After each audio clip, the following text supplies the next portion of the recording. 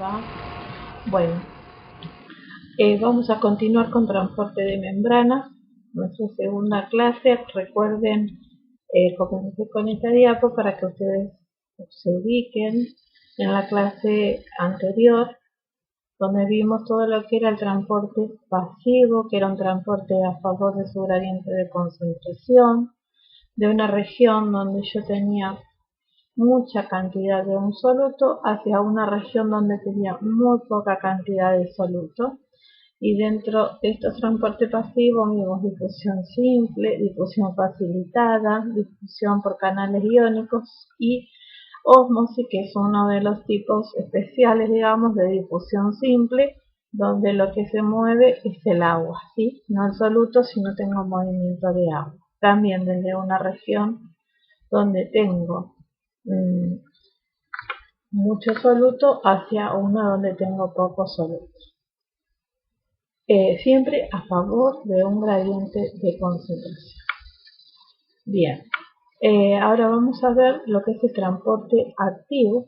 Si bien en el otro día lo nombramos en la otra clase, en este tenemos que tener en cuenta y no olvidarnos que siempre en este transporte activo vamos a requerir de ATP. La membrana va a necesitar energía para poder ingresar o para poder sacar sustancias o solutos de adentro de la célula o ingresar. O sea que vamos a ir siempre en contra de un gradiente de concentración, ¿sí? Vamos a ir como en cuesta arriba, de un lugar donde tengo poca concentración de soluto hacia donde tengo mucha concentración de soluto. Totalmente opuesto al transporte pasivo. Dentro de los transportes activos los podemos dividir en primarios o en secundarios, ¿sí? Ahora les vamos a ir viendo uno a uno. El transporte primario, el ejemplo el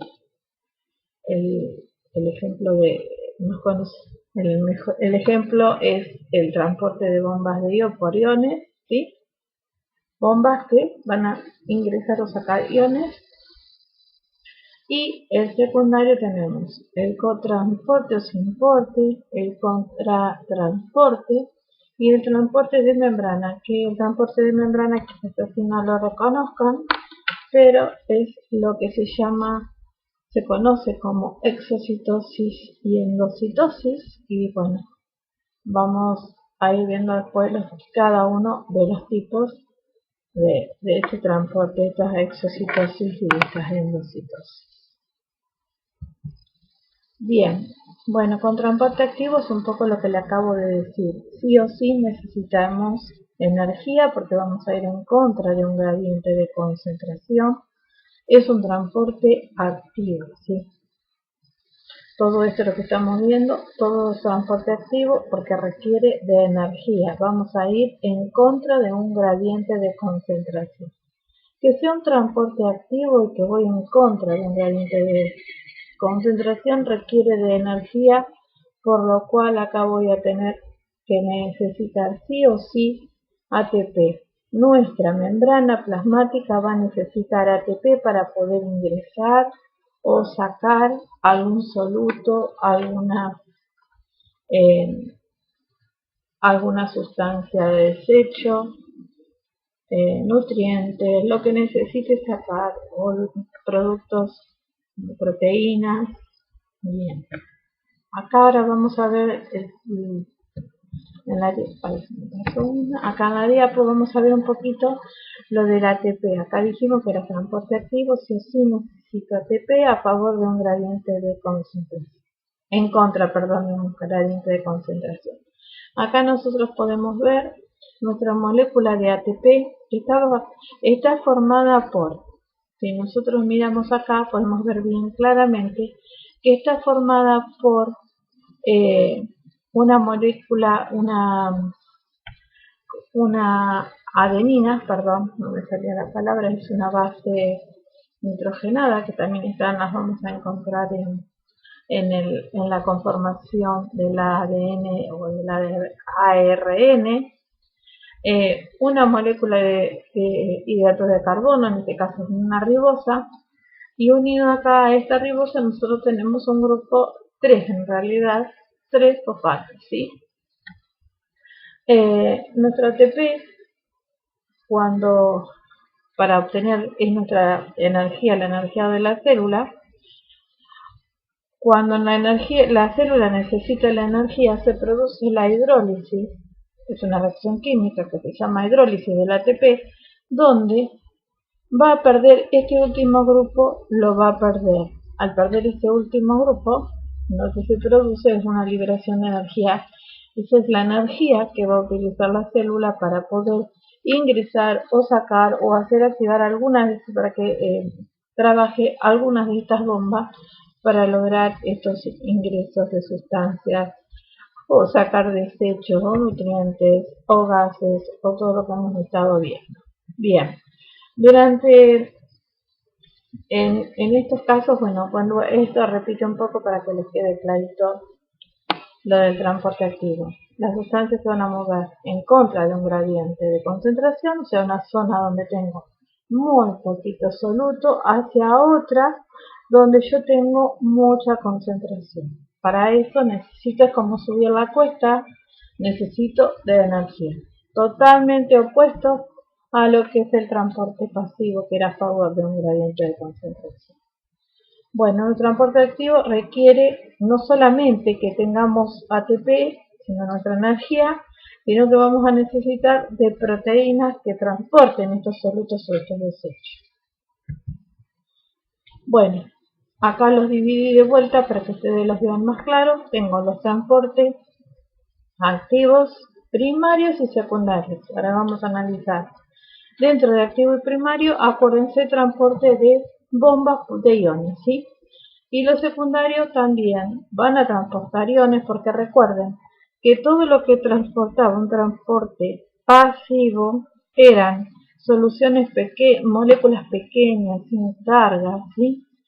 A favor de un gradiente de concentración aparte, pero todo lo que es moléculas grandes y con cargas, los iones mismos no los puede ingresar libremente. Entonces requiero de un transporte activo como el que estamos viendo. Bueno, entonces para este transporte activo no solamente voy a requerir de ATP, sino voy a requerir de proteínas transportadoras. Dentro de las proteínas tenemos, por ejemplo, en el transporte activo primario vamos a utilizar las bombas de iones, ¿sí? Que son proteínas que son bombas.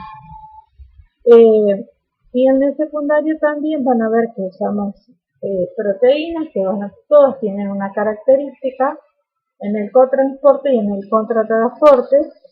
Y después vamos a ver lo que es el transporte de masa, que es la exocitosis y la endocitosis. Si bien acá no necesito de proteínas, recuerden que endocitosis y exocitosis yo tengo que formar vesículas donde voy a transportar esas sustancias que quiero ingresar o que quiero sacar. Con lo cual voy a requerir de energía. La membrana va a requerir de energía así es. Ahora más adelante lo detallamos. Bueno, la diferencia entre un transporte activo primario y secundario es que el primario va a utilizar la energía que se producía de esa hidrólisis del ATP, cuando el ATP perdía uno de esos grupos fosfato, ¿sí? Un grupo fosfato se va y eso libera energía. El ejemplo típico y bastante que a todos les cuesta un poco es la bomba sodio-potasio. ¿Qué hace la bomba sodio-potasio? Hace ingresar 3 iones de sodio y van a salir 2 iones de potasio en contra de un gradiente electroquímico. Bueno, acá hablamos de gradientes electroquímicos, estamos hablando de un gradiente de la cantidad de iones que tengo de un lado y de otro de la membrana. Ese es un gradiente electroquímico. Explicado sencillito como para que lo puedan entender, porque voy a agregar un videito más explicando solamente la bomba sodio-potasio. Bueno, sí o sí, en esta bomba sodio-potasio voy a necesitar el ATP. El ATP, recuerden, cuando vimos células que se sintetizan en las mitocondrias, ¿sí? Ahora, una de las cuestiones sería qué pasaría si estas mitocondrias dejaran de funcionar o se disminuye por algún motivo su actividad. ¿Qué es lo que va a pasar con estos iones? Acá va a haber un desequilibrio, o sea, este bombeo de iones, entrada y salida de iones, no va a poder ocurrir porque no tengo energía para que ocurra, ¿sí? ¿Sí? Eso es lo que va a alterar, es el potencial de la membrana, ¿sí? Que es la diferencia de voltajes que tengo afuera y adentro de la célula, que lo voy a explicar más detalladamente en la próxima clase.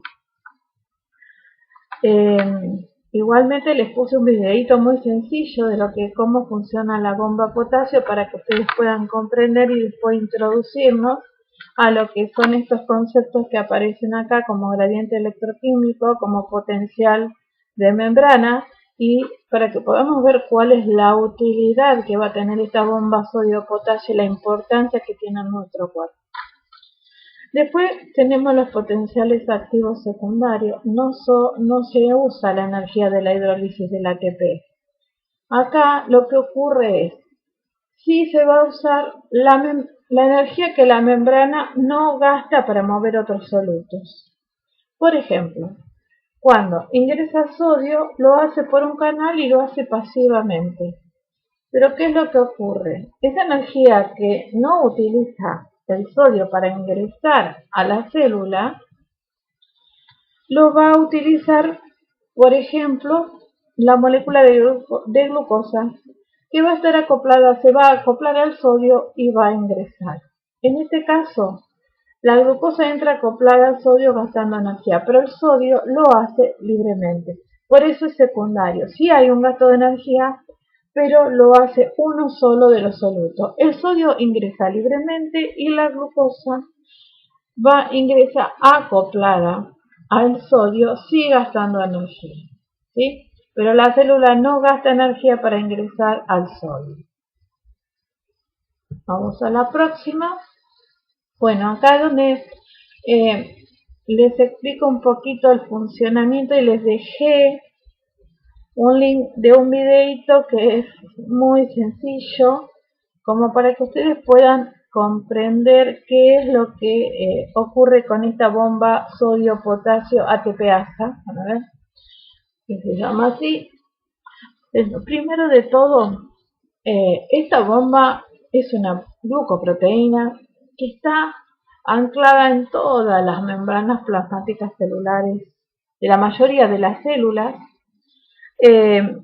Obviamente que, como dijimos, un transporte primario, activo primario, requiere de ATP. Acá sí va a haber hidrólisis de la molécula de ATP y se va a producir el adenosín, en vez de ser trifosfato, es trifosfato y va a liberar fosfato y margarina.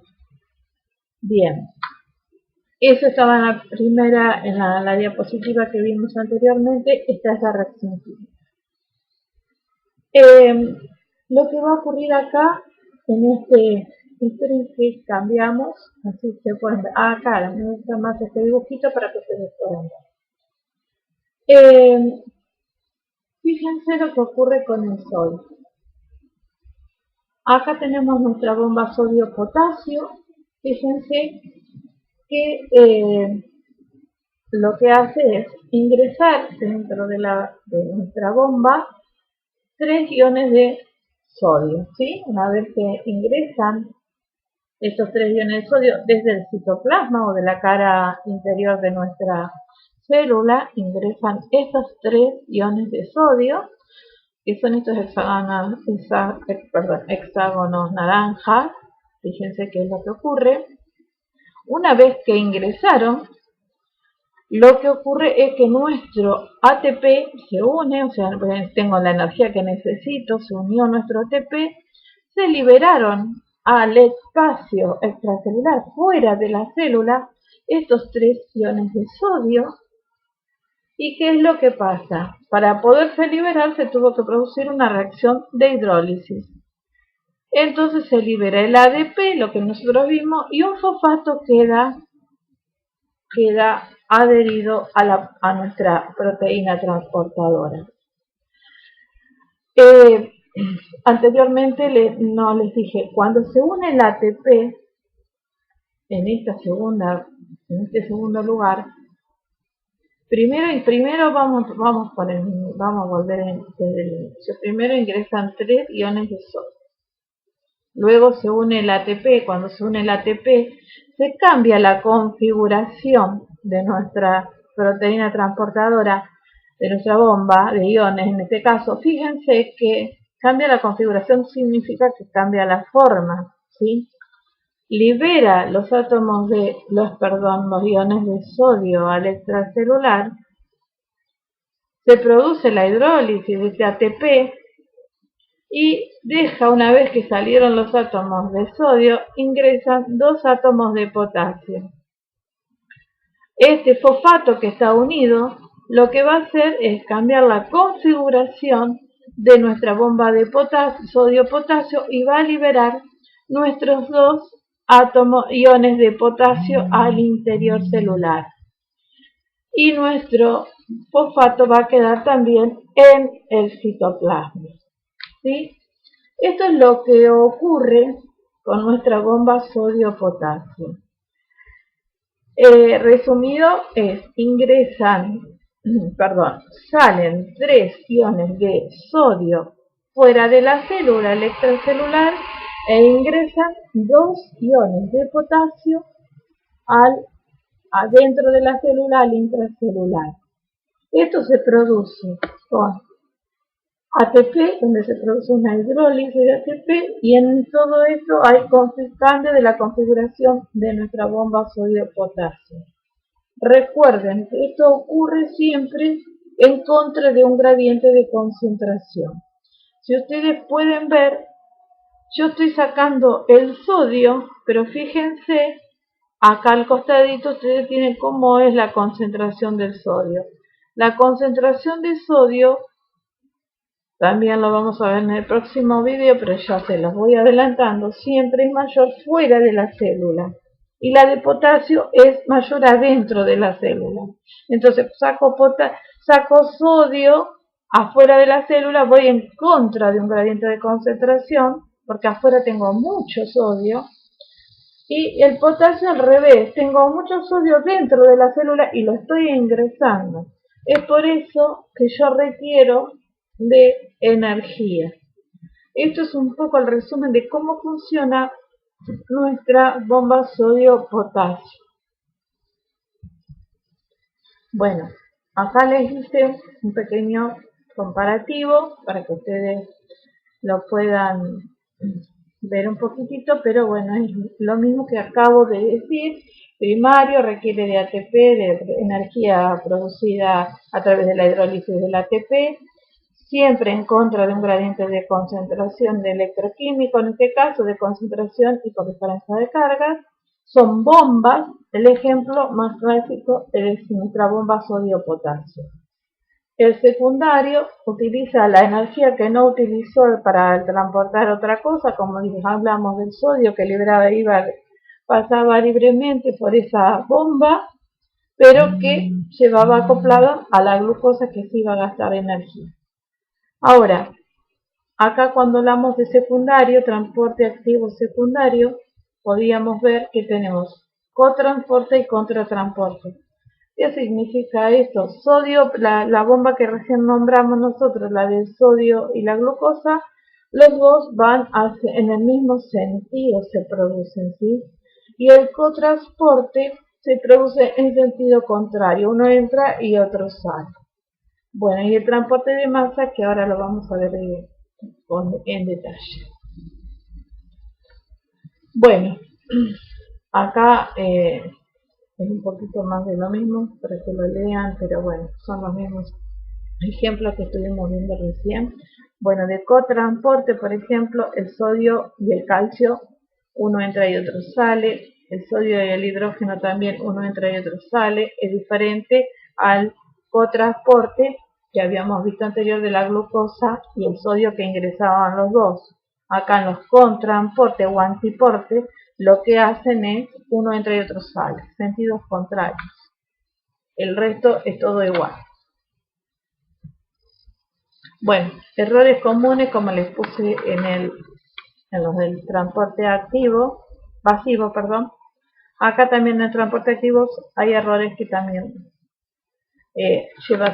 nos lleva a confundir. El transporte activo es lo mismo que la difusión facilitada. No, es un error que se comete siempre. Tanto el transporte activo como la difusión facilitada lo que tienen en común es que necesitamos proteínas para llevar el transporte, ¿sí? Sin embargo, el transporte activo funciona en contra de un gradiente de concentración y mueve sustancias desde áreas desde baja concentración a áreas de alta concentración. Y además, los tipos de proteínas que usan, cada uno son diferentes, ¿sí? Los transportadores que usamos son diferentes. Cuando hablamos de facilitada, siempre hablamos a favor de un gradiente de concentración. No necesita energía. En cambio, en este tipo de transporte pasivo requiero de energía. Bueno, y la diferencia estaría en que el tipo de proteínas que voy a utilizar son diferentes, ¿sí? Bueno, acá transporte activo utiliza proteínas transportadoras, no proteínas escalares.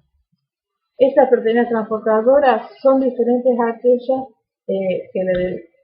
son diferentes de las de la difusión facilitada.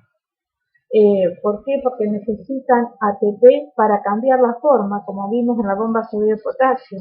El ATP es quien hace cambiar la configuración.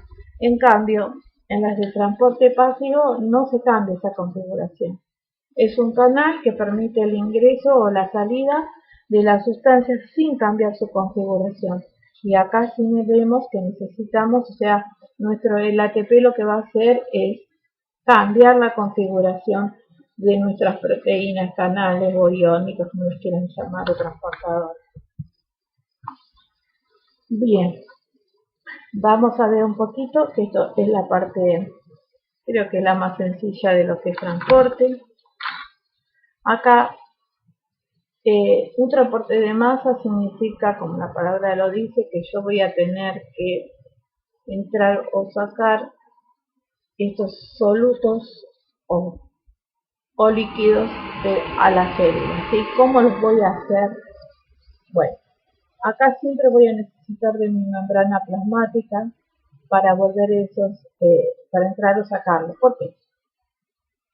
Hay dos procesos, exocitosis y endocitosis, como la palabra lo dice. Endocitosis voy a entrar algo a la célula, exocitosis voy a sacar algo de la célula. Hasta ahora todos los transportes anteriores que nosotros estuvimos estudiando, nombramos recién, vimos que eran iones pequeños, que necesitaban de ATP, pero ahora nos encontramos con que tenemos otros nutrientes, otros desechos, otras moléculas que son más grandes, que no las podemos pasar por los transportes que vimos anteriormente, ¿sí? Como proteínas, ácidos nucleicos, nutrientes, materiales, que casi algunos que tienen tamaño importante, casi del tamaño de la célula, que eso se los aclaré ahí.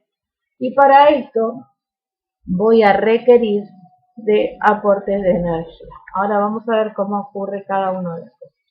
Bueno, en la endocitosis, lo que ocurre, esperen un segundo que vamos a dibujar. Acá está. Primero les voy a comentar esto. Dentro de endocitosis, bueno, endocitosis significa que yo voy a introducir dentro de la célula sustancias o nutrientes, voy a introducirlos dentro de la célula. Y acá los puedo dividir en dos formas. La endocitosis tiene dos tipos. La fagocitosis, cuando son sustancias sólidas o solutos, son sólidos, o pinocitosis cuando son líquidos o son soluciones, ¿sí? Esa es la diferencia que yo quiero que ustedes vean, porque si no, no me van a entender acá. En la endocitosis, acá vamos a ver, dentro de la endocitosis, uno de los de los transportes se llama fagocitosis. Bueno, acá estamos introduciendo a la célula sólidos, ¿sí? Por ejemplo, los leucocitos pueden engullir algún tipo de bacterias para luego destruirlas, ¿sí? Fíjense acá en el dibujito que yo les puse, tengo la célula, la parte violeta es el intracelular, el verdecito celeste es el extracelular, y acá nada van a ver solutos, que pueden ser, por ejemplo, como hicimos ejemplo de bacterias. Fíjense, nuestra membrana plasmática va a tener que tomar esa forma, los va a tener que engullir, ¿sí? Para formar una vesícula e introducirlos dentro de la membrana. Imagínense que este proceso no se va a realizar gratuitamente, digamos, necesitamos esa energía, por eso estos transportes en masa, endocitosis o exocitosis, donde interviene la membrana y tiene que formar estas vesículas, y yo sí voy a requerir de energía, ¿sí? Endocitosis significa que yo voy a introducir sustancias dentro de la célula. Si esta sustancia es un sólido, se llama fagocitosis. Y si es un líquido, una solución, se llama pinocitosis, ¿sí? Esa es la única diferencia que tengo entre los dos tipos de endocitosis. Si es un sólido o es un líquido. Así que fagocitosis o pinocitosis. La exocitosis es el mismo proceso, pero al revés. Fíjense, acá la célula, para producir la exocitosis ya la habíamos nombrado, si ustedes recuerdan la parte de célula, que lo habíamos visto que acá la célula tiene necesidad de introducir sustancias, que como pueden ser nutrientes o como excretar desechos o productos elaborados, ¿sí? Son cosas que a veces la célula necesita hacer. Para excretar estos desechos o productos elaborados, como puede ser algún lípido, como puede ser alguna proteína, va a requerir alguna hormona, va a requerir de este proceso de exocitosis. Acá podemos ver que las moléculas sintetizadas, acá las tenemos en vesículas, acuérdense que vienen del retículo endoplasmático rugoso o del liso, depende de la molécula que sea, van a ir a este complejo de Golgi, que es el que se va a ubicar, que las va a formar estas moléculas, estas vesículas, transportadoras, que se van a ir aproximando a nuestra membrana plasmática, y estas vesículas, una vez que se fusionan con nuestra membrana plasmática, liberan todo su contenido al extracelular, ¿sí? Y de esa forma estoy sacando los desechos de las células o ciertas moléculas que ha formado la célula y que deberán ser transportadas a alguna otra célula vecina o directamente productos, como les dije, de desecho. Bien. Bueno, acá hay algunos ejemplos para que ustedes vean. Hay células que, bueno, que les puse como en esto que les había comentado recién, que están cerca, digamos, y bueno, hay intercambio de sustancias entre las células, pero también tenemos otros, como es el caso de los fibroblastos del tejido conectivo. Cuando veamos tejidos vamos a ver, pero bueno, ya se los voy anticipando. Son células que producen colágeno y el colágeno es una proteína y la están liberando continuamente. Estoy hablando de tejido conectivo, células de tejido conectivo.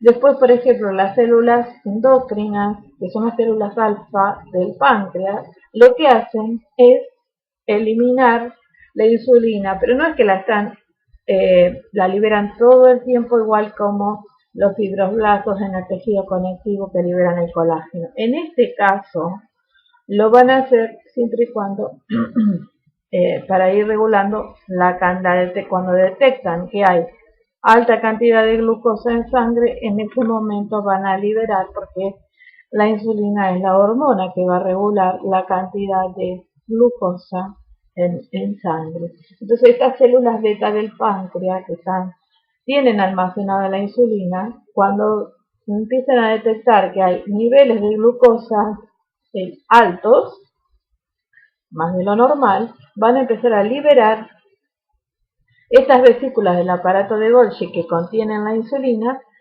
Bueno, se va a fusionar a la membrana plasmática de las células, que en este caso son las células betas del páncreas, y van a liberar la insulina al líquido extracelular para que luego lleve, a partir del extracelular, lleve, se pone en contacto con capilares y bueno, de ahí pueda llevar nuestra insulina a las distintas células para regular nuestra concentración de insulina,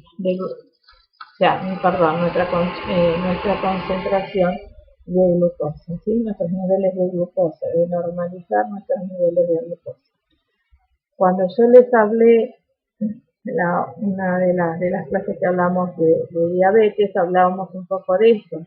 Muchas veces estas células betas de nuestro páncreas, que son las que almacenan la insulina en sus vesículas, ¿sí? Que están dentro del complejo de Golgi, cuando la célula sensa que hay una elevación de esta concentración de glucosa, esas vesículas se van a aproximar hacia nuestra membrana plasmática y van a liberar su contenido de insulina al extracelular. Eso lo hace para que nuestra glucosa pueda ingresar a la célula y de esa forma obtener energía y también bajar esos niveles de glucosa en sangre, que es un nivel de glucosa normal, ¿sí? Cuando tenemos algún paciente cuyas células betas del páncreas no están funcionando bien, puede ser que esa insulina no la pueda fabricar o la fabrica. Recuerden que esta insulina es una hormona, pero es una proteína. Y recuerden que cuando había alguna falla en una proteína, siempre íbamos a tener alguna alteración dentro del organismo, algún trastorno o alguna enfermedad. Bueno, hay veces que esa insulina o es poca, es insuficiente, o no produce efecto porque, bueno, es defectuosa, puede tener algo que no está como corresponde, y eso es lo que va a producir que ese paciente requiera de insulina a través de medicación, ¿sí? Entonces ahí tenemos los pacientes que son insulinos dependientes, que se deben colocar la insulina todos los días. Pero bueno, todo va a depender de estas células betas del páncreas y de la producción de insulina que tenga, ¿sí? Bien. Bueno, hasta acá esto fue lo que nosotros vimos de transporte, y este último transporte en masa, que es exocitosis, endocitosis. Ambos, uno entra y otro saca sustancias de nuestra célula a través de nuestra membrana plasmática, que en este caso lo hace a través de vesículas. En la endocitosis se tiene que engullir la sustancia y la vesícula se libera hacia el interior de nuestra célula. En la exocitosis el proceso es al revés, las vesículas formadas por el complejo de Golgi llegan a nuestra membrana plasmática, se fusionan y liberan su contenido hacia el exterior de la célula o el extracelular o el espacio intersticial. En ambos pueden ser fagocitosis o pinocitosis. ¿Qué depende de cada uno? Es que sean líquidos o sean sólidos. Esa es la única diferencia que tengo en una y en otra. Bueno, en nuestra próxima clase, en nuestro próximo video, vamos a ahondar un poco más sobre lo que es nuestra bomba sodio-potasio. Les estaré subiendo actividades en breve.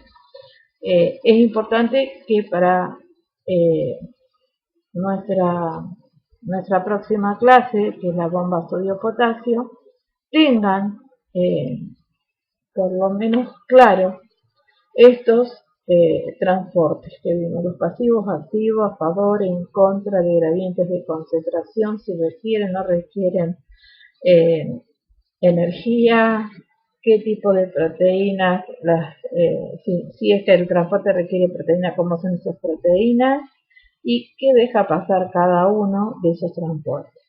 Eso es muy importante que lo tengan bien en claro. Y en la próxima clase vamos a ahondar lo que es transporte, dentro de los transportes activo primario, nuestra bomba sodio-potasio TPA, que es importantísimo para nuestro. Así que bueno, ya les estaré subiendo el próximo video con lo de transporte activo primario.